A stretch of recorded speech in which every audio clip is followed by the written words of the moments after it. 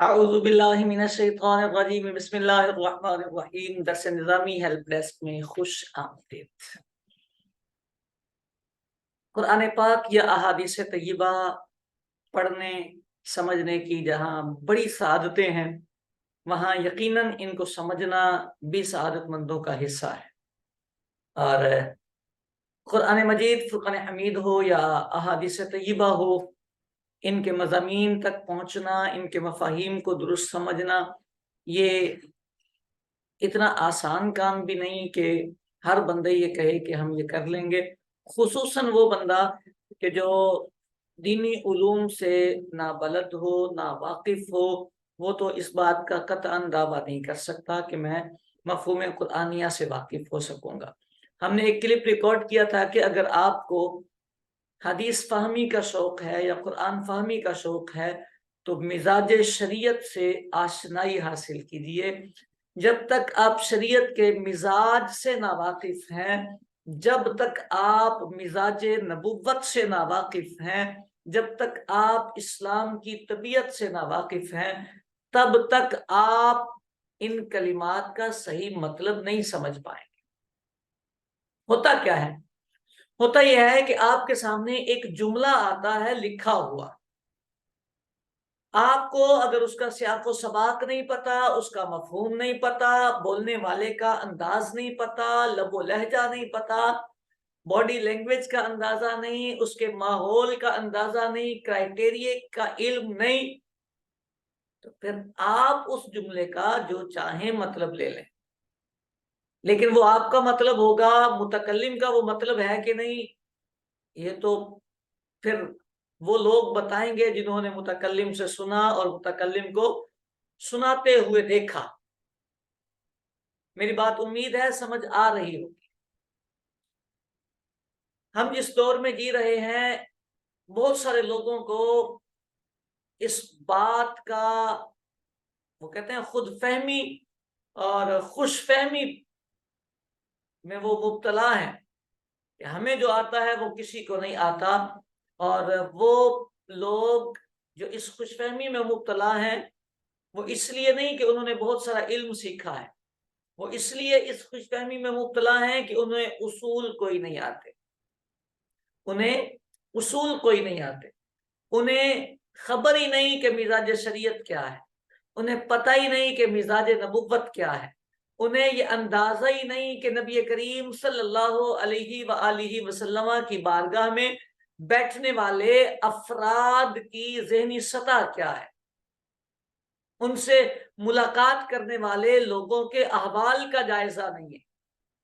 اسی لیے احادیث طیبہ کے مضامین جب وہ بیان کرتے ہیں تو ساتھ کہتے ہیں جو مجھے سمجھ آیا کسی کو سمجھ نہیں آیا، تو وہ کسی کو اسی لیے نہیں سمجھ آیا ہوتا کہ سب لوگ ان اصولوں سے واقف ہیں، لہذا وہ مزاج شریعت سے واقف کار لوگ ہیں، تو انہوں نے وہی مطلب بیان کرنا ہے جو نبوت کے مزاج کے مطابق ہوگا، جو شریعت کے مزاج کے مطابق ہوگا۔ تم اپنی ایک نئی لے کر آئے ہو تو اس کا مطلب یہ ہے کہ تمہارے پاس اصول کوئی نہیں۔ یہ ہوئی ہے کہانی۔ اچھا، یہ اصول کوئی میرے آپ کے کسی کے نہیں بنے ہوئے، یہ ان لوگوں کے بنائے ہوئے اصول ہیں کہ جنہوں نے مزاج شریعت سمجھنے میں اپنی زندگی کے ایک دو گھنٹے نہیں، دو چار دن نہیں، دو چار سال نہیں، پوری زندگی وقف کر کے رکھی۔ یہ وہ لوگ ہیں جنہوں نے یہ اصول قائم کیے اور امت کو مزاج شریعت سمجھنے کی آسانی دی کہ جن کی زندگی کو اگر اٹھا کے دیکھا جائے تو بچپنے سے لے کر تا دم مرگ آخری لمحات تک انہوں نے قرآن و سنت کو ہی سمجھایا۔ اب یہ بات بڑی آسان ہو جاتی ہے، ان اصولوں کے بغیر آپ قرآن و سنت نہیں سمجھ سکتے۔ ان اصولوں میں جو موٹی موٹی باتیں آتی ہیں وہ کم از کم اصول حدیث، اصول تفسیر، اصول فقہ، اصول کلام، عقائد، ساتھ بلاغت، اور منطق بھی آنی چاہیے، اور منطق بھی آنی چاہیے، یہ سارے علوم آنے چاہیے، یہ چیزیں آنی چاہیے کم از کم یہ۔ باقی فہم قرآن کے لیے مفسرین نے لکھا ہے 15 کے قریب علوم لکھے ہیں کہ وہ ان پر کسی کو مہارت ہو تو وہ تفسیر کرنے کی طرف قدم اٹھائے۔ جس نے فہم قرآن کرنا ہے، جس نے فہم حدیث کرنا ہے، اسے ان علوم پر گرفت ہونی چاہیے۔ ہم نے ایک بندے سے بات کی تو وہ بندہ ہمیں کہنے لگا یہ جو باتیں ہیں یہ چھوڑو ان کو، یہ چھوڑ دیں تو پھر کرنی کون سی ہیں؟ قرآن ڈائریکٹ سمجھنا ہے تو ڈائریکٹ کہاں سے سمجھنا ہے بھائی؟ اگر تمہیں اصول تفسیر ہی نہیں آتے، تمہیں یہ پتہ ہی نہیں کہ آیت کا مضمون بنے گا کیسے، اس میں تقدم کیا ہے، تاخر کیا ہے، وقف کہاں ہے کہاں نہیں، ترکیب کیا ہوگی کیسے ہوگی، اگر تمہیں یہ پتہ ہی نہیں تو تم مطلب کیا نکالو؟ اچھا، اصول فقہ کا جو ہمارے ہاں مروج حصہ پڑھایا جاتا ہے، اس حصے کا 80% اصول فقہ یہ فہم عبارت کا ہوتا ہے، یہ فہم عبارت کا ہوتا ہے، یعنی لفظ کی معنی پر دلالت کیا ہوگی، ایک لفظ بولا گیا تو اس کا مطلب کیا لینا ہے، اس کا مطلب کیا لینا ہے یہ سمجھایا جاتا ہے۔ جسے یہ آتا ہی نہیں اس کی جانے بلا۔ بڑے میں آسان لفظوں میں اگر یہ سمجھانے کی آپ کو کوشش کروں کہ جسے لفظوں کی قطعی دلالت اور لفظوں کی ظنی دلالت نہیں پتہ چلتی، لفظوں کی قطعی دلالت اور ظنی دلالت کا جسے علم نہیں ہوتا، تو وہ کیا قرآن کا مطلب نکالے گا، وہ کیا حدیث کا مطلب سمجھے گا؟ اس کی آپ جو سمجھیے کہ سب سے بڑی نادانی یہ ہے، یہ بیسکس ہے، یہ بہت بنیادی باتیں میں عرض کر رہا ہوں، ابھی گہرائی پہ نہیں گیا میں، یہ بہت بنیادی باتیں عرض کر رہا ہوں، جسے یہی نہیں پتا کہ ایک لفظ کا معنی کیا لے سکتے ہیں کیا نہیں لے سکتے، جو لیا اس کی ویلیو کیا ہے، کتنی ویلیو کا وہ معنی بنتا ہے، اس پر کتنا زور دے کے ہم نے کہنا ہے کہ جی یہ ہم نے قرآن سے معنی لیا ہے۔ قطعیت اور ظنیت، یہ اگر آپ کو نہیں آتا، آپ کہیں گے یہ تو مولویوں کی نہیں، یہ وہ اصول ہیں جنہیں سیکھنا ہر اس بندے کے لیے ضروری ہے کہ جسے قرآن اور حدیث بیان کرنے کا شوق آیا، اسے یہ آنا ضروری ہے۔ اور میں بڑے مطلب محبت بھرے انداز میں یہ عرض کروں کہ آج کے دور کا 80% رولا صرف اس وجہ سے ہے، یہ نہیں آتے تو جس کا دل کرتا ہے اپنی بیٹھک میں اپنی اکیڈمی کھولتا ہے اور اپنا نیا فرقہ ایجاد کر لیتا ہے۔ مسئلہ یہ ہے کہ دیکھیں ہمیشہ یہ اصول یاد رکھیں کہ جو چیز دائرہ کار میں آئے گی، اصولوں کے مطابق آئے گی، وہ فیئر ہو کے آئے گی۔ جب آپ دائرے ختم کر دیں گے، اصول ختم کر دیں گے، جب آپ کا کوئی کرائٹیریا ہی نہیں ہوگا، آپ کسی کا بھی اردو ترجمہ اٹھا کے یہ سمجھیں گے کہ ہم نے قرآن سمجھا ہے، کوئی سی بھی اردو کتاب اٹھا کے آپ کہیں گے ہم نے بخاری پڑھ لی ہے، اس کا مطلب یہ ہوگا کہ آپ نے کچھ نہیں پڑھا سوائے جہالت۔ سادی سی بات ہے۔ ہاں، جو عام عوام ہوتی ہے نا وہ مطالعہ کرے، اس کو مطالعہ کرنا چاہیے، لیکن مطالعہ کرنے کا یہ مطلب نہیں ہوتا کہ آپ پروفیسر بن جائیں، قرآن و حدیث کے لیکچرار بن جائیں، یہ مطلب نہیں ہوتا۔ آپ نے مطالعہ کیا سو بسم اللہ، آپ اپنے اندر ظرف رکھیں، اور جو بات سمجھ نہ آئے کسی مستند عالم دین کی بارگاہ میں زانو تلمذ بچھائیں۔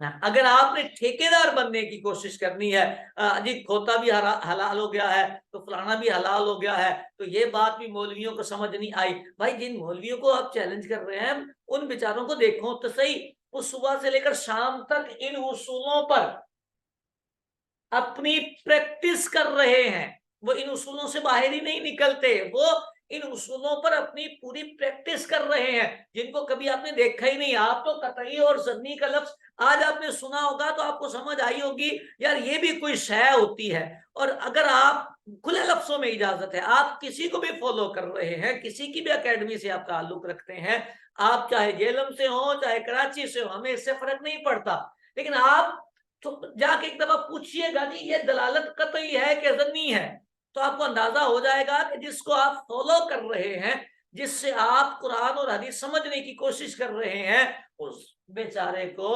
مبادیات کا بھی علم نہیں۔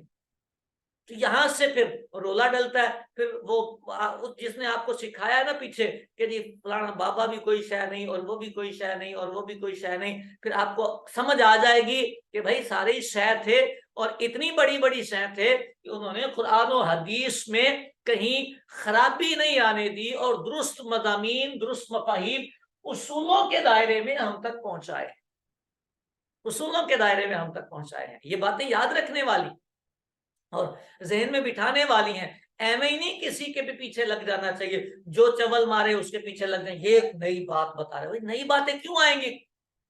نئی باتیں کیوں آئیں گی؟ نئی باتیں کون نکالے گا؟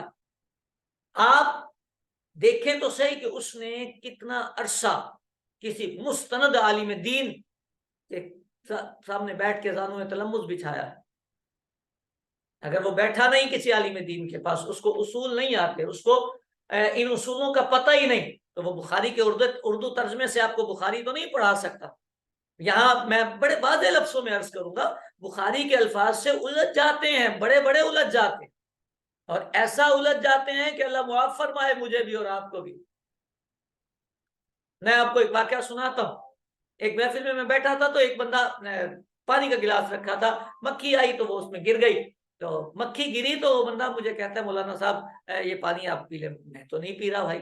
وہ کہتا ہے یار آپ نے کیسی بات کر دی، استغفر اللہ، نبی پاک نے فرمایا پی لیں۔ میں نے بولا نبی پاک نے تو نہیں فرمایا۔ کہنے کا فرمایا، اس نے حدیث کوٹ کر دی۔ وہ حدیث کیا ہے کہ جب تم میں سے کسی کے کھانے میں مکھی گر جائے تو اسے غوطہ دو اور اسے باہر نکال دو، کیونکہ مکھی کے ایک پر میں بیماری ہوتی ہے، دوسرے پر میں شفا ہوتی ہے، تو مکھی جب کسی شے میں گرتی ہے تو بیماری والا پر پہلے ڈالتی ہے۔ تو کہنے لگا دیکھیں نبی پاک کی حدیث ہے، نبی پاک نے فرمایا غوطہ دو، مکھی نکال دو اور شے کو استعمال کرو۔ آپ پانی کو ضائع نہیں کر سکتے، اب پانی کو پھینک نہیں سکتے۔ میں کہا بھائی خوف خدا کرو، نبی پاک نے یہ نہیں فرمایا۔ بھائی کیوں؟ حدیث تھی بخاری، صحیح حدیث، مطلب وہ بندہ مجھے حدیث کہہ کے انڈر پریشر کرنے کی کوشش کر رہا ہے، اس کو یہ مطلب نکالنے کی کس نے اجازت دی تھی؟ اس کو یہ اصول فقہ نہیں آتے تھے، تو اس کے دماغ نے اس کو اس بات پہ مجبور کیا نبی پاک نے فرمایا تو عمل کرو۔ نبی پاک کے فرمان کا مطلب سمجھنے کے لیے مزاج سے آگاہی ہونا ضروری ہے۔ اصول کی کتابیں جب ہم پڑھاتے ہیں تو وہاں ہم بتا کے جاتے ہیں کہ متکلم کا جب کلام آئے گا تو سیاق کلام پہ توجہ ہونا یہ ضروری ہے، کلام کے پیٹرن پر توجہ ہونا یہ ضروری ہے۔ اگر آپ کلام کے پیٹرن پر توجہ نہیں کریں گے تو پھر آپ مقصود متکلم سے غافل ہو جائیں گے، اور متکلم جو کہنا چاہتا ہے وہ آپ نہیں سمجھیں گے اور اپنا چھکا مار جائیں گے۔ اس بندے نے یہی چھکا مارا ہے۔ نبی پاک علیہ السلام نے اس حدیث پاک میں جو ارشاد فرمایا ہے، سیاق کلام یہ کہتا ہے کہ نبی پاک نے آگاہ کیا ہے اس بات سے، اس بات سے کہ ایک پر میں بیماری ہے، لہذا بیماری سے بچ جانا۔ نبی پاک نے آگاہ فرمایا ہے، یہ نہیں فرمایا کہ اس کو پینا ہے، یہ نبی پاک نے صرف آگاہ فرمایا ہے کہ مکھی پانی میں گر جائے اور تمہیں وہ چیز پانی میں نہیں کسی چیز میں گر جائے اور تمہیں وہ چیز استعمال کرنا ضروری ہو تو پھر اپنے آپ کو بیماری سے بچا لینا۔ اس کے ایک پر میں بیماری ہوتی ہے، دوسرے میں شفا ہوتی ہے، لیکن یہ ضروری نہیں ہے کہ آپ نے اس کو استعمال ہی کرنا ہے، دل نہیں مان رہا تو بھی استعمال کرنا ہے، یہ ضروری نہیں ہے۔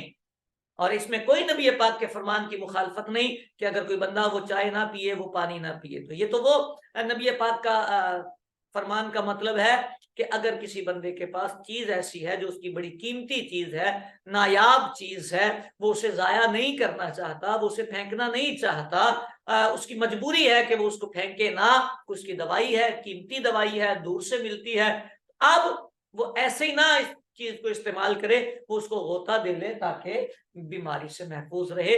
بیماری سے محفوظ کروانا یہ مقصد تھا، پلانا مقصد نہیں ہے حدیث مبارکہ کا۔ یہ کیسے پتا چلا ہے؟ سیاق کلام سے، نبی پاک کے فرمان میں الفاظ موجود ہیں، پورے الفاظ کو کور کریں گے تو بات سمجھ میں آئے گی۔ امید ہے کہ مطلب اور بات دونوں سمجھ آ گئے ہوں گے. یہ وہ باتیں ہیں, یہ ایک پوائنٹ ہے صرف, اصول فقہ مضمون ہے پورا, سبجیکٹ ہے پورا.